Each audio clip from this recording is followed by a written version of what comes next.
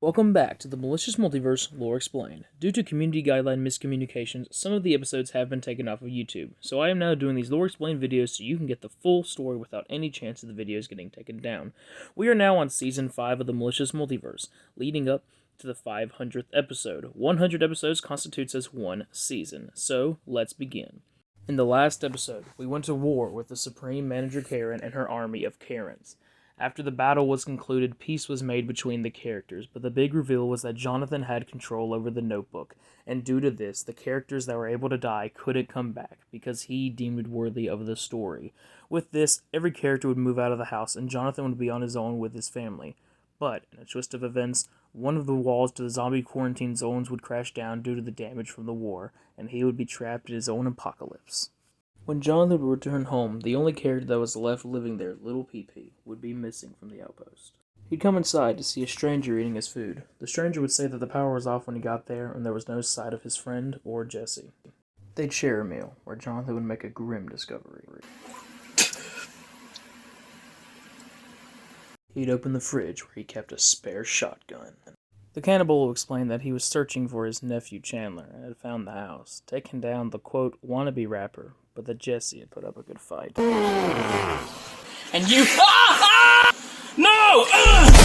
The shot would alert all the zombies around to the area.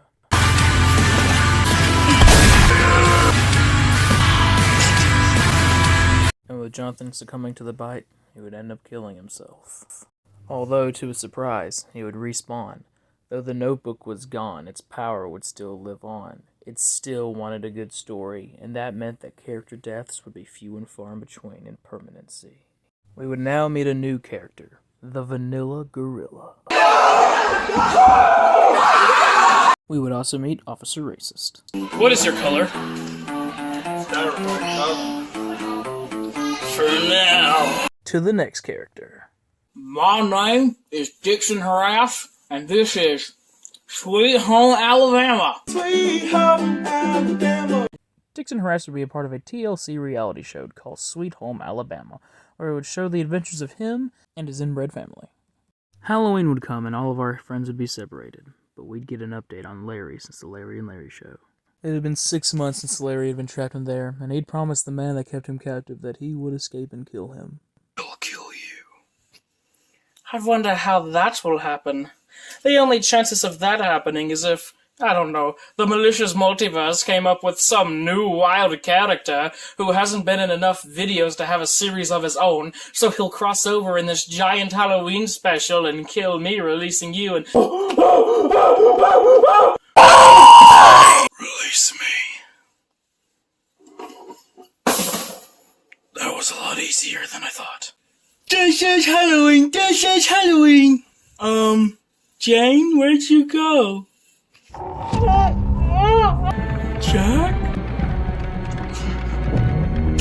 Stay away from Tard. You should worry about yourself. Caillou would make his grand return, and to build up his child army even more, he would kidnap Tard the Retard.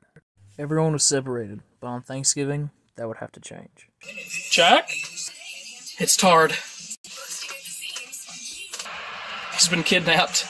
Bit random, but Chucky would join the Malicious Multiverse and would actually play a role in some of the episodes, living within the Malicious Multiverse gang. Catching up with Tard and Caillou, it had been a few months since he had been kidnapped. He had been locked in a room with the Caillou theme song playing 24/7, thus brainwashing him. Suddenly, though, there's a knock on the door. Officer Racist would be at the door, but this would just be another way that Caillou would take away Tard's hope for escape. Meanwhile, in the quarantine zones, zombies would surround Jonathan's house, but they would all be taken out by none other than Big Jeb and co. Jonathan would believe that this would be the end, that they'd be here to kill him. Instead, they were here for his help. Though everyone was together, tensions would grow as Jeb's heart has hardened since their last encounter, leading to a fight.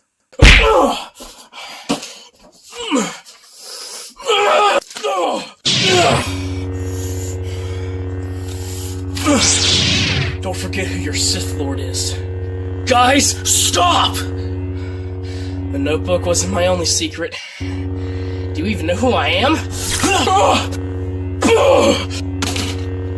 Jonathan was the fat-tacular Spider-Man?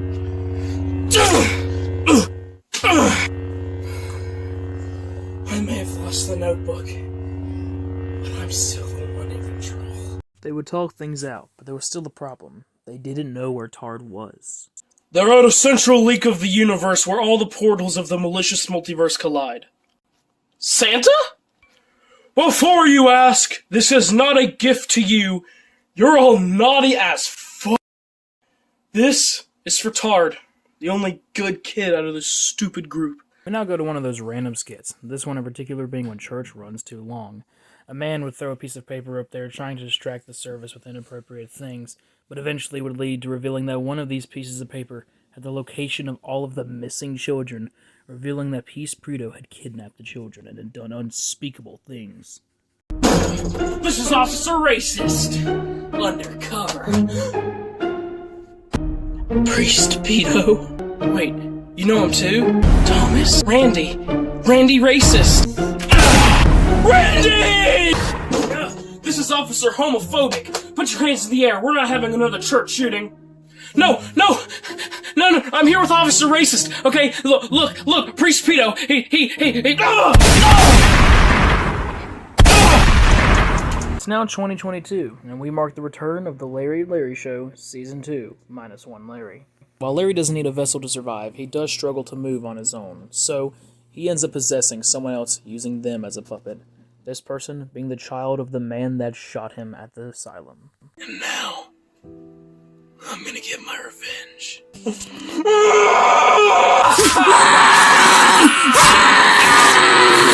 Unfortunately for Larry, Lucas would fall out of the trance and kill himself. Larry would possess another person, but come to find that the urban legend was true. Chucky the killer doll was real. They would beat Chucky, but the man would fall out of his trance. Okay, this is gonna be a little confusing. I am a supernaturally possessed puppet powered by the agony of a human spirit from a guy named Larry, and I've kind of possessed you. Nice. By the way, what's your name?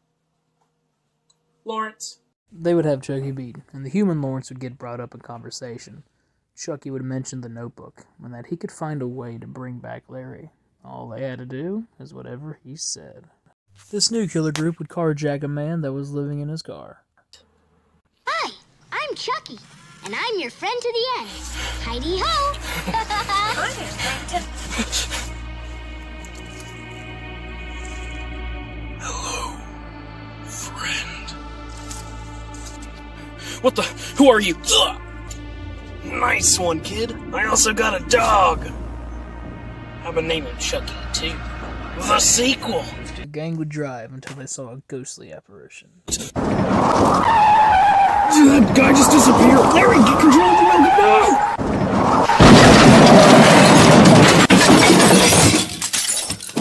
now! How did you disappear like that? Because I'm not actually a person. This is all just an illusion. My name is George. Larry would wake up kidnapped by the killer doll, George. George is from a short film that sadly has been deleted from the channel, one of those lost episodes. Perhaps a remake will come in soon. It would be revealed that Chucky was working with George the whole time. Together, they wanted to stop Larry to stop the publicity of all the killer dolls. That way they could go back to secrecy. In the end, though, Larry would defeat them both. Larry would end up finding Lawrence, but Lawrence would be missing both of his arms. The two of them would venture out and look to get back to the car in the blistering cold. Hey, Chucky 2 the sequel. Come on, Lawrence, get up. I can't.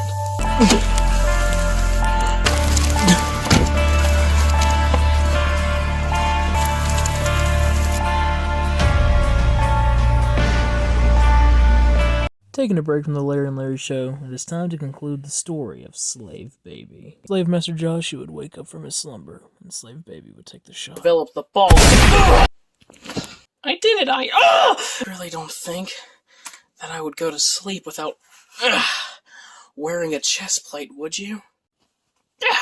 No, I was supposed to defeat you. That's right. But you never will. So this is the secrets to the universe? What? Yeah!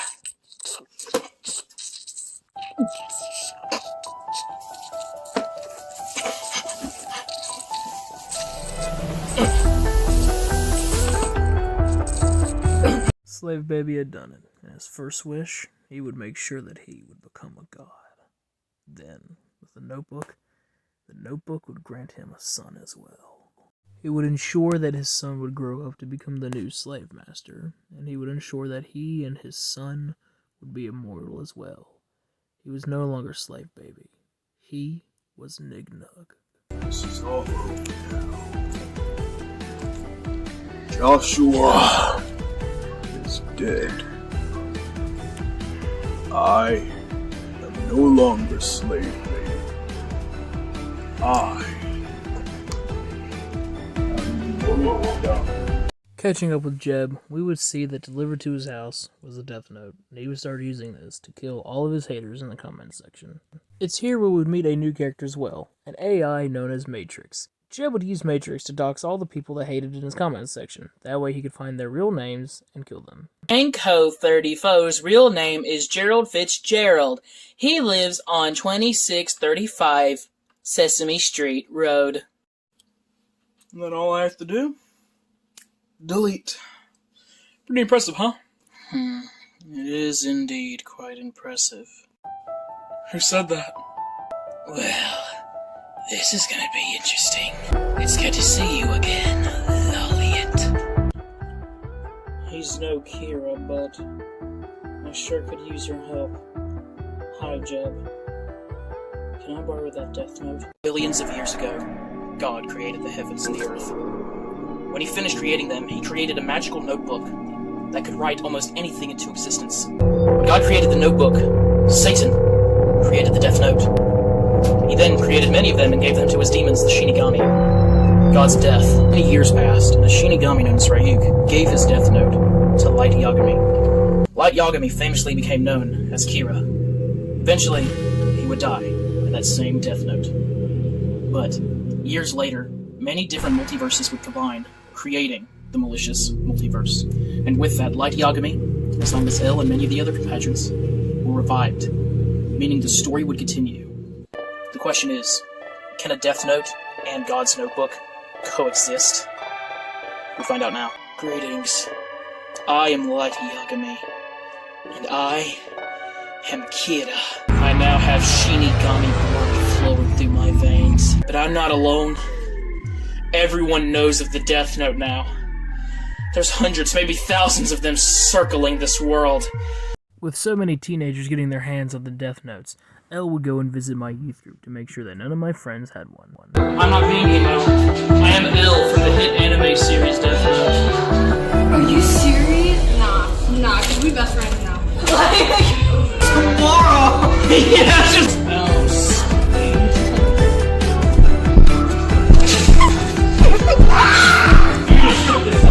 We're gonna flash up some graphics on the screen. As you can see, this is the name Kira. This is the name Kira. If we switch the A for an I, what do you get? Kira! Go to the new world!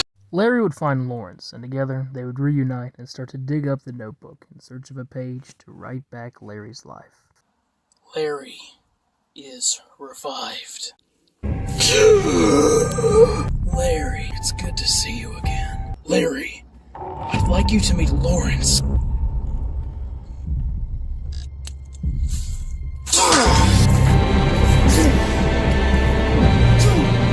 The plan actually worked. Plan? What plan? Larry would reveal that he fully expected to die the day they broke out of the asylum.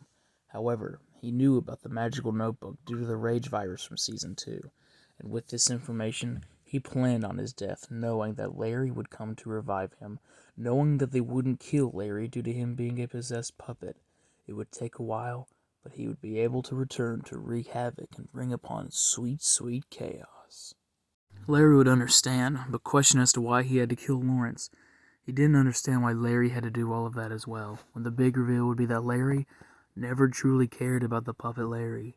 It was all about escape. Wait!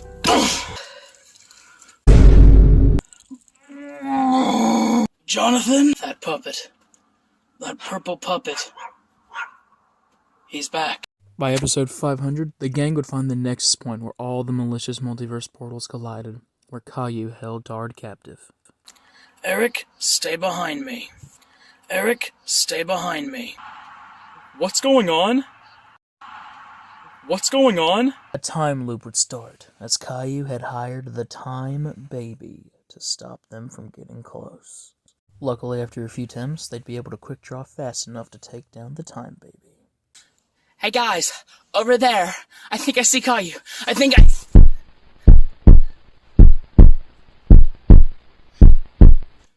Honey, what's wrong? I don't feel so... He had a heart attack. Well, don't just stand there. Help me give him CPR. Dale, we can't save him. His name was written in my death note. Everyone, move. He has the Shinigami eyes. Caillou had the Shinigami eyes, and he would very much need them, as due to the fact that everyone shares the same face, simply thinking of their face would not be enough to kill them in the Death Note. It would also be revealed that in an attempt to take over the world, it was Light Yagami himself who would give the Death Notes to all teens and children to take down everything. The gang needed to get close, but he couldn't let them see their face, so they would reach to the portals. Inside would be the gremlins, and with this they would strap tiny bombs to them and send them out to Caillou.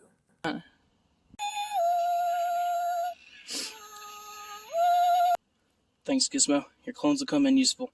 Dale, the bombs? As you wish, darling.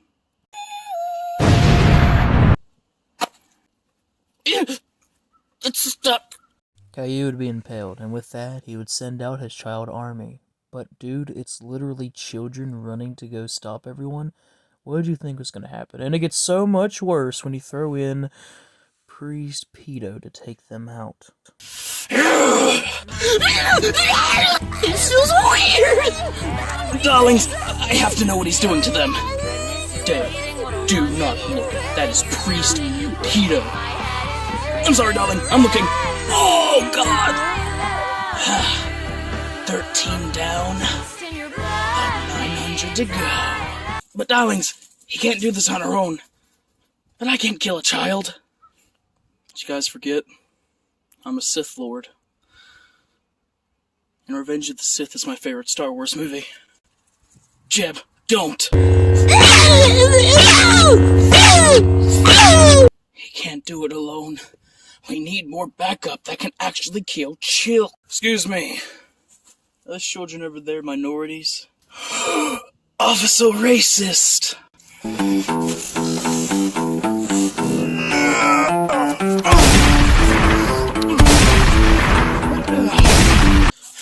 No, he's getting away!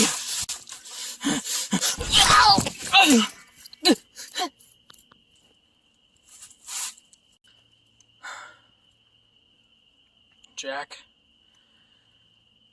let's finish this. Larry would help the gang if they were going to help him, and everyone would work together, unfortunately, to murder the children. Jack himself would be the one to end the life of Caillou in a bloody fashion. Tard would return, but unfortunately the brainwashing would have worked and he would not remember his friends. They'd capture Tard, and the only plan they had to save him was to play the Malicious Multiverse videos on loop until he got his memories back. But it wouldn't be a Malicious Multiverse video without a strange ending. Meet Salvage. Salvage would open the portal that contained Anti-Jeb, a version of Jeb that killed Jonathan in episode 400. A new ally on the villain's side. Are you telling me there's more Butterman I can kill?